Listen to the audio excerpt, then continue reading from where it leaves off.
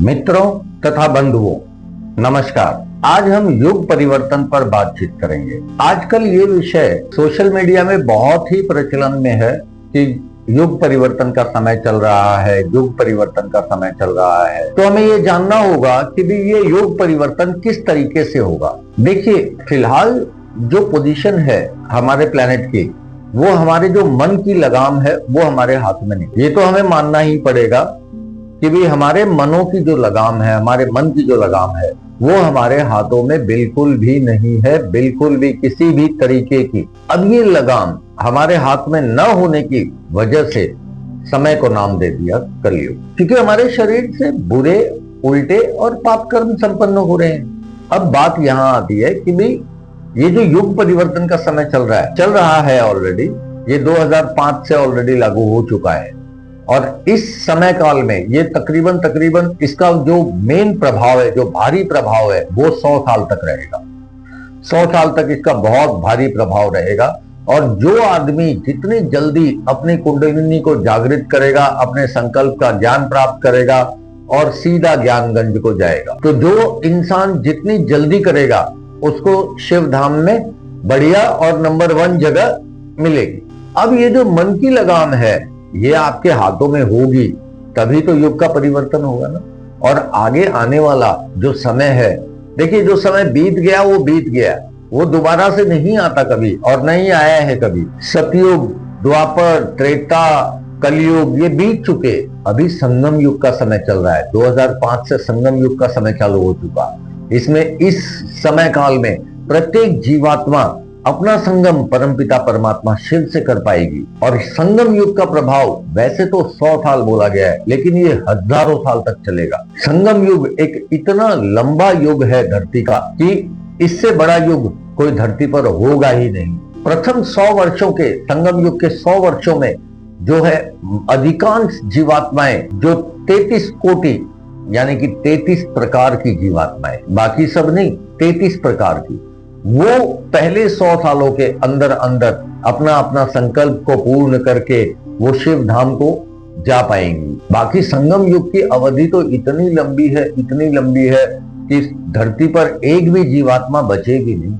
सारी की सारी जीवात्माएं, धरती जो है खाली हो जाएगी। देखिए, सतयुग जो समय था उसमें जीवात्माएं आती थी और अपना संकल्प पूरा करके चली जाती थी शिव धाम को।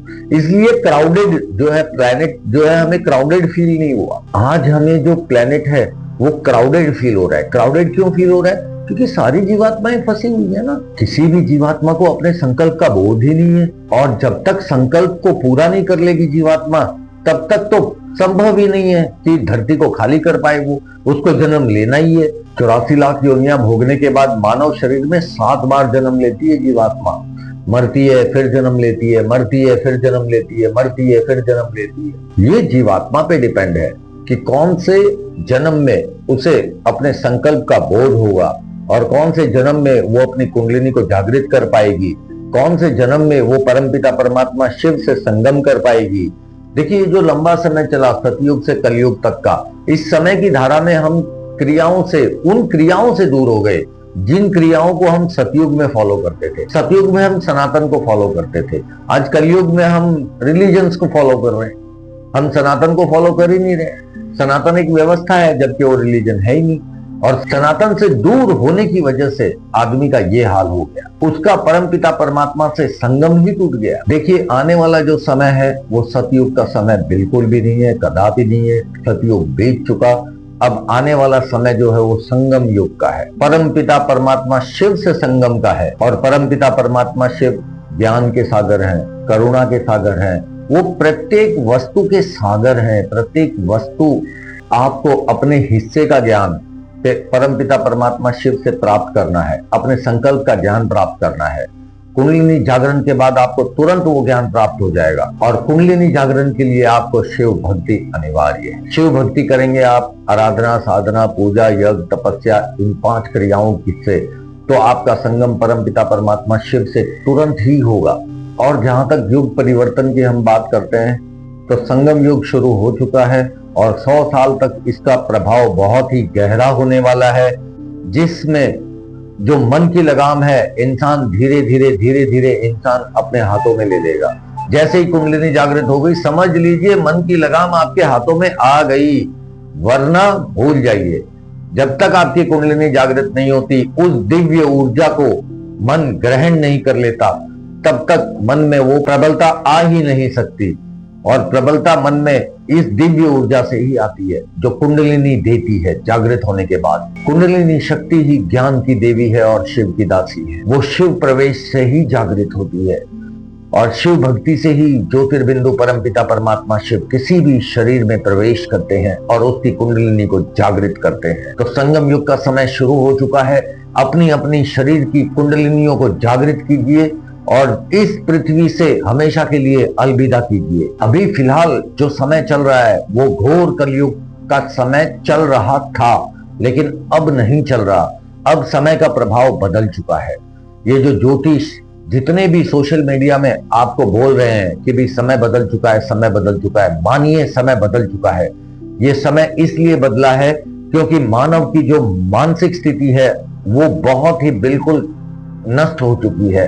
इसीलिए परमपिता परमात्मा शिव से सबका संगम होना जरूरी है और मन की लगाम तभी मनुष्य के हाथ में आएगी जब मनुष्य दिव्य ऊर्जा को ले लेगा, कुंडलिनी की उस दिव्य ऊर्जा को ग्रहण कर लेगा। संगम युग के समय काल में ही मानव धर्म, अर्थ, काम और मोक्ष इन चारों क्रियाओं का पूर्ण रूप से आनंद ले पाएगा, क्योंकि अब तक मनुष्य ने इन चारों क्रियाओं का आनंद नहीं लिया, केवल सतयुग में लिया। केवल और केवल सतयुग में वो भी इसलिए ले पाया क्योंकि वो सनातन को फॉलो करता था। और आज घोर कलयुग में अगर आपको सनातन का ज्ञान हो गया, युग का ज्ञान हो गया, अगर युग बदल चुका, तो आप तुरंत ही शिव भक्ति शुरू कीजिए।